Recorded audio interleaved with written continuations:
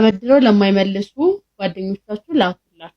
ዘቤን መልሰለማኝ ለማኝ ጨረሽ መችሰት ነበር እንዲህ መሆንህን ባግደም አታፍርም እንደሞላለት ስስግ ደሃ ሆና ላስታውስ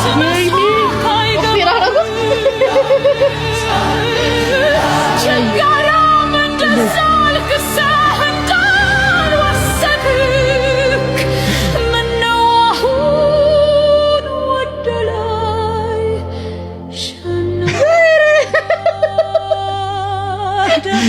ችጋራም ለማኝ